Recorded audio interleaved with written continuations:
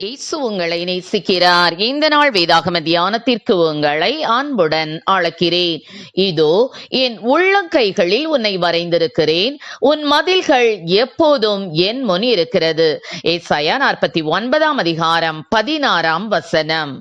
தமிழ் கிறிஸ்தவ உலகம் சாராள் நவ்ரோஜி அம்மா அவர்களை மறந்துவிட முடியாது. அம்மாவின் பாடல்களில் சத்தியமும் அனுபவமும் இனிமையும் எழிலும் மிளிரும். சிலோன் பெந்தேகோஸ்தே மிஷன் சபையில் சகோதரி ஊழியத்திற்காக சேர்ந்திருந்த அந்த நாட்களில், அதாவது 1960 ஆண்டு தலைமையகமாய் விளங்கிய இலங்கைக்கு இவர்களை சபை அனுப்பியது. அப்பொழுதெல்லாம் இன்றிருக்கும் அளவிற்கு விமான பயணங்களும் பொருளாதார வசதிகளும் பெருகியிருக்கவில்லை. எனவே இலங்கை நாட்டிற்கு செல்ல ராமேஸ்வரம், பாம்பன் பாலம், தனுஷ்கோடி மண்டபம், கேம்ப் இவற்றை கடந்தே ட்ரெயின் மூலமாக செல்ல வேண்டும். கடலை கடக்க கப்பல் ஏறி தலைமன்னார், மன்னார் வழியாக கொழும்பு நகருக்கு செல்வதுதான் அக்கால வழக்கம். சபை மூலம் கர்த்தர் தந்த அந்த அழைப்பினை ஏற்று சகோதரி அவர்கள் தனுஷ்கோடிக்கு செல்வதற்காக சென்னை எழும்பூர் ரயில்வே ஸ்டேஷனுக்கு வந்தபோது தனது தாயார் வழி அனுப்ப வருவார்கள் என்று எதிர்பார்த்தார்கள். தாயாரோ தென்படவே இல்லை.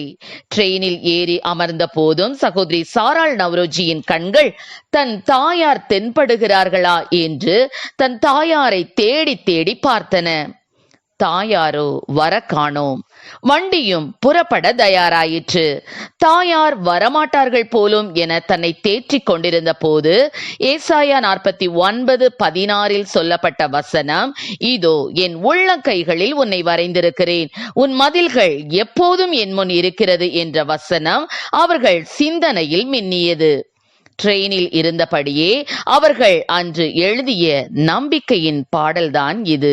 என்னை மறவாயே சுனாதா, உந்தன் தயவால் என்னை நடத்தும். என்னை மறவாயே சுனாதா, உந்தன் தயவால் என்னை நடத்தும். தாய் தன் சேயை மறந்து விட்டாலும் உன்னை மறவேன் என்றதாலே சோத்திரம். உள்ளங்கையில் என்னை வரைந்தீ, உன்னதா எந்தன் புகலிடமே. என்னை மறவாயே சுனாதா, உந்தன் தயவால் என்னை நடத்தும். ஆம், இன்று வரை எத்தனை கோடி நாவுகளோ இந்த பாடலை பாடுகின்றன, மகிழ்கின்றன, தேறுதல் அடைகின்றன.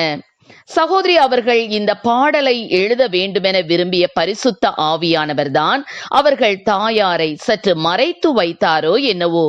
வெகு நேரத்துக்கு முன்பாகவே ரயில்வே ஸ்டேஷன் வந்துவிட்ட தாயார் வேறொரு நடைமேடையில் மகளுக்கு காத்திருந்து விட்டு பின்பு தகவல் அறிந்து வண்டி நகரும் போதுதான் மகள் இருக்கும் சரியான இடம் வந்து கரம் அசைத்து மகளை வழி அனுப்பினார்கள்.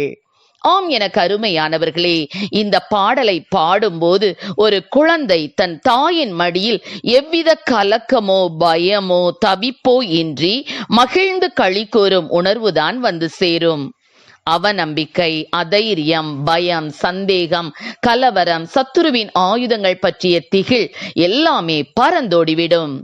பெராக்காவில் கூடி ஆனந்த முழக்கமிட்டு கர்த்தரை துதித்த யோசபாத்தின் கூட்டம் போல மகிழ்ந்து போவோம்.